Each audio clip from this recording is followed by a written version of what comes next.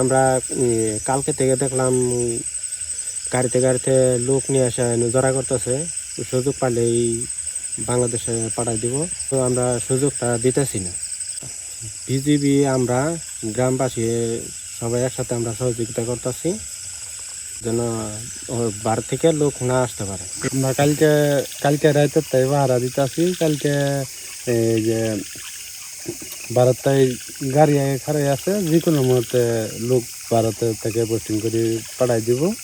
আমরা এই যে আমরা তো বাংলাদেশের প্রশাসন কম, ভারতে তো প্রশাসন 10,000-এর মধ্যে 10টাই আছে। আমার তো 10 কিলোর মধ্যে 10টা নাইকে কম। এর কারণে আমরা এই যে আসি পাহারা পাহারা দিতেছি পাহারা।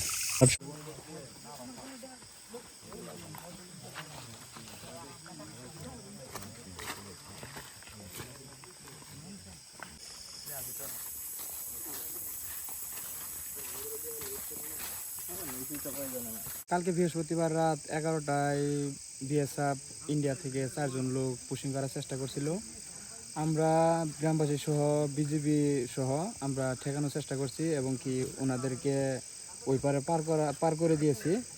এবং কি আজকেও আমাদের গুমরা বর্ডারে বিএসএফ পুশিংয়ের চেষ্টা করতেছে। আমরা গ্রামবাসী মিলে আড়ালে বসে আমরা ঠেকানোর জন্য চেষ্টা করতেছি। এই রাবার বাগানে সম্ভবত 40-45 জন লোক আছে। আমরা সবাই মানে গোপনে আছি, বিএসএফ দেখি কি করে, এবং কি বিজিবিও আছে আমাদের সাথে। বিজিবি বলছে তোমরা চেষ্টা করো যেন এপারে নিয়ে আসতে না পারে লোক। ভারতের লোক ভারতেই থাকুক, আমরা চাই না যে ভারতের লোক আমাদের বাংলাদেশে আসুক।